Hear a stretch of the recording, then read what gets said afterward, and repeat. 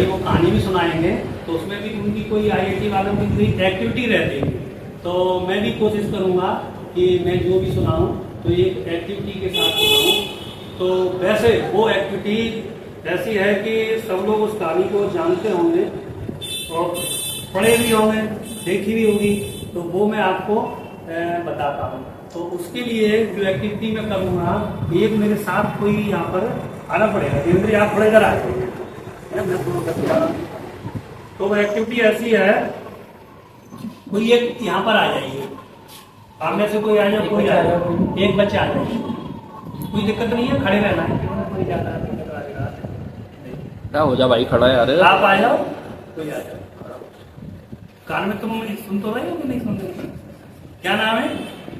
दीपक। अच्छा, ये इनका नाम दीपक है, ठीक है? कहाँ रहते हो? गाय के पास।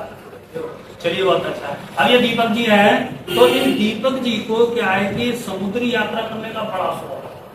समुद्री यात्रा करने का दीपक जी को बड़ा शौक है। आपको समझ में नहीं? अरे तो गलती आ गई। तो दीपक जी को समुद्र यात्रा करने का, मान लीजिए आपको इनको शौक है, ठीक है? तो अब समुद्र यात्रा करिए जाएंगे, तो मान लीजिए ने समुद्री यात्रा करनी है मुंबई से त्रिवेंद्रम तक। मुंबई से त्रिवेंद्रम तक इनको समुद्री यात्रा पर जाएंगे। किससे जाएंगे? शिप से जाएंगे। तो उस शिप का जो कैप्टन है उसका नाम है टोपी शंकर। उसकी हॉबी ये है कि वो जो अखबार है उसकी टोपियां पहनाता है। जो उसके लिए समुद्र में बैठते हैं उनको टोपी पहनाता है। तो कितने दिन की यात्रा है? 4 दिन की यात्रा है। तो दीपक जी आप मेरे साथ, जब उसमें कैप्टन कह रहा मेरे साथ यात्रा करोगे तो मैं पर डे आपको एक नई टोपी पहनाऊंगा। तो दीपक जी बोले ठीक है, पहनाओ भाई। तो दीपक जी पहले दिन गए, यात्रा उनकी शुरू हुई, तो पहले दिन उन्होंने टोपी बनाई। इसको आप बना सकते हैं, एक कागज का जो फोल्डर है उसको मैंने डायमंड का वो किया है। तो पहले दिन उन्होंने दीपक जी को इस तरह की टोपी पहनाई, ठीक है? तो दीपक जी बड़े प्रसन्न हुए। तो पहले दिन उन्होंने इस तरह की टोपी पहनाई, दीपक प्रसन्न हुए। दीपक जी इसलिए भी प्रसन्न हुए कि उसमें जो खाना पीना था वो शिप की तरफ से ही था। तो जब मुफ्त में अगर खाना मिल जाए तो भी प्रसन्नता होगी। अब एक दिन की यात्रा हो गई, फिर वो मतलब दूसरे दिन की यात्रा हुई। तो दूसरे दिन की यात्रा में क्या किया, इसमें एक फोल्ड जो था ये और लगा दिया। ये फोल्ड लगा करके एक तरफ और मोड़ दिया।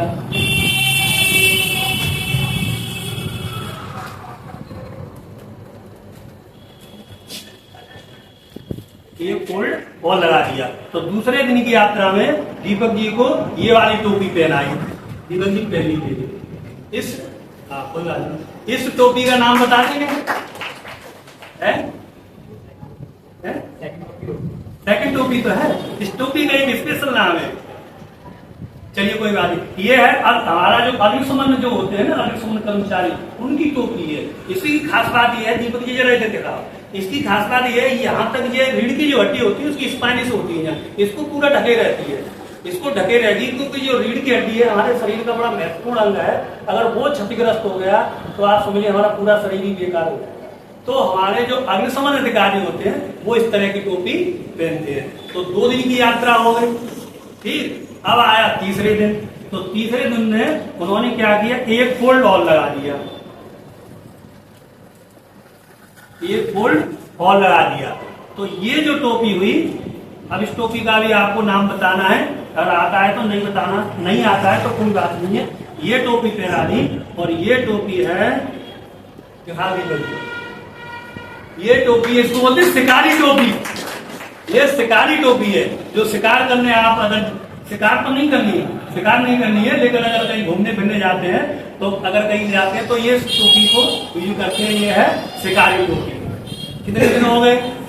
3 दिन। अब उन्होंने फोल्ड करके एक फोल्ड और लगाया। चौथा दिन आ गया तो उन्होंने एक फोल्ड और लगा दिया।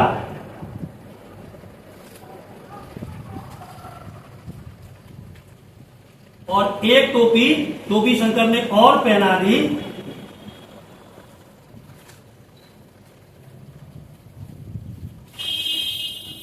पहचानिए टोपी को, दिखा दीजिए दीपक जी है। ये टोपी है पांडु टोपी। जो मुंबई में पांडु होते हैं हवलदार, वो इस तरह की टोपी पहनते हैं। तो ये हो पांडु टोपी। अब कितने दिन हो गए? 4 दिन।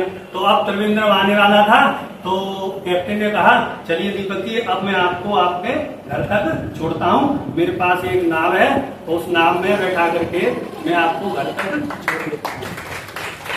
तो दीपक जी नाव में बैठ गए, दीपक जी इस नाव में बैठ गए और मजे से यात्रा अपने करने लगे। तो अब होता क्या है, परमात्मा की ऐसी नियति होती है। तो इस कहानी में थोड़ा ट्विस्ट आ गया। ट्विस्ट आया, क्या आया? एक भयंकर आंधी तूफान, काले काले बादल एकदम मंडराने लगे और समुद्र की जो लहरें हैं, तो दीपक जी ऐसे बैठे हुए थे और कैप्टन नाव जो है डगमगाने लगे। अब आप समझो इतना भयंकर तूफान आया कि 2-2 मीटर ऊंची लहरें आई और एक लहर आई, क्या हुआ, इस जो है नाव से टकरा, इसके जो नाव से टकराई और नाव का ये वाला हिस्सा क्या कर दिया, उसने क्षतिग्रस्त कर दिया। तो ये हिस्सा क्षतिग्रस्त हो गया। तो अब दीपक जी थोड़े से परेशान हुए। अब नाव क्या होगी, क्या हो गया, ऊपर जाएगी कि डूबेगी? तो नाव डूबना शुरू हो गया। इतने भी और देखो, जब ध्यान रखना जीवन में ऐसा होता है कि जब आपदाएं आती है तो एक नहीं आती, कई आपदाएं आती हैं। तो हुआ क्या, एक दूसरी लहर आई और नाव का ये जो हिस्सा था ये भी क्या हो गया, ये भी क्षतिग्रस्त हो गया। दोनों इससे क्षतिग्रस्त हो गए। अब तो ये समझ लो नाव का डूबना जो है लाजमी है, नाव का डूबना लाजमी है। फिर एक और लहर आई है, तो दूसरी जो तीसरी और लहर आई, तो जहां पर जो कैप्टन था, जो उसका संचालन कर रहा था नाव का, वो हिस्सा भी क्या हो गया, डैमेज हो गया। ये वाला हिस्सा भी नाव का क्या हो गया, डैमेज हो गया। तो इसको भी मैं डैमेज कर देता हूँ। किसको डैमेज कर देता हूँ? जहां से वो कैप्टन नाव का संचालन कर रहा था, तो वो हिस्सा भी उसका डैमेज हो गया। ठीक है, तो अब तो मतलब मौत सामने है, अब तो डूबना है, कोई उसके पास चारा नहीं है।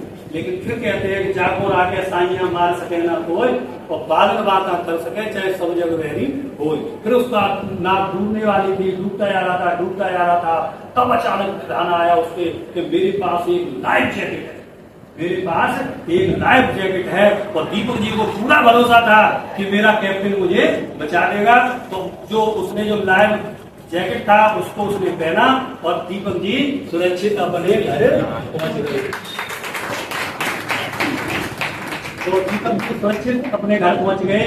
तो ये कहानी आपने सुनी नहीं, ये देखिए, बताइए कोई एनिमल है? अरे ऐसा हो ही नहीं सकता। आज मैंने अपनी क्लास के बच्चों को बताई थी, उसमें कई बच्चों ने बता दिया, बोले सर ये टाइटैनिक है। टाइटैनिक मूवी किसने नहीं देखी? तो मेरा बताने के बारे में कि ये टाइटैनिक है। तो दीपक जी अपने सुरक्षित घर में पहुंच गए। तो इस कहानी का क्या सार निकला कि जीवन में हमें कितनी मुसीबतें आए, अगर हमारा एम निश्चित है, हमारा टारगेट अगर निश्चित है, तो ईश्वर हमारी मदद करता है। तो ईश्वर हमारी मदद करता है। सफल होना है तो कदम भारी रख, सफल होना है तो कदम भारी रख, बाहर निकल और तूफानों से यारी रख, बाहर निकल और तूफानों से यारी रख। कदम कदम पर आएंगी मुश्किलें ये तय है, कदम कदम पर आएंगी मुश्किलें ये तय है, पर तू अपना सफर निरंतर जारी रख, पर तू अपना सफर निरंतर जारी रख। बहुत बहुत धन्यवाद।